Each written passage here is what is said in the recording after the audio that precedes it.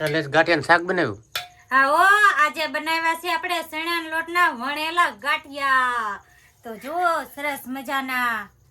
આઈ અંદર મીઠું મરસું બધું નાખીને સરસ મજાના હાથેથી વણીને આપણે બનાવ્યા સરસ મજાના મસ્ત મજાના. જુઓ ગરમા ગરમ છે ઓ ગાંઠિયા સરસ મજાના. અંદર છે ને લીલું લસણ ને બધું મસ્તીનું લણ નાખ્યું, આઈ કલર લણ ને એવું નાખીને સરસ મજાના જાડા રસા વાળા બનાવ્યા મેં ગાંઠિયા. અને એની સાથે છે રોટલી ને દૂધ. દૂધ તો અલગ થઈ ગયું ગાય. હાલો મારા ઘેર બધા ગાંઠિયા ખાવા, વણેલા ગાંઠિયા કોને કોને ભાવે ને એ કોમેન્ટ કરજો. અને અમી રવી સેવી ભાવનગરમાં, એટલે ભાવનગરના ફેવરેટ ગાંઠિયા એટલે આપણે બનાવી નાખ્યા છે, હાથે બનાવી નાખ્યા ગાંઠિયા આપણે મળીને. હું કે ભાવનગરના ફેવરેટ ગાંઠિયા છે ને એટલે આપણે તો ગાંઠિયા ખાવા જ પડે. એટલે મળીને આપણે બનાવશું. કેટલી હાથમાં કેટલી મહેનત થાય ખબર છે ને મિત્રોને કે હાથેથી આપણે મળીને બનાવી તો કેટલી મહેનત પડે એ તો બધાને ખબર જ હશે.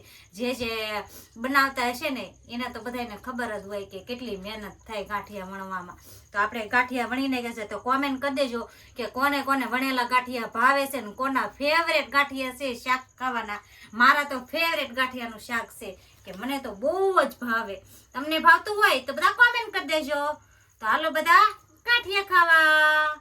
તો બધાને જય માતાજી.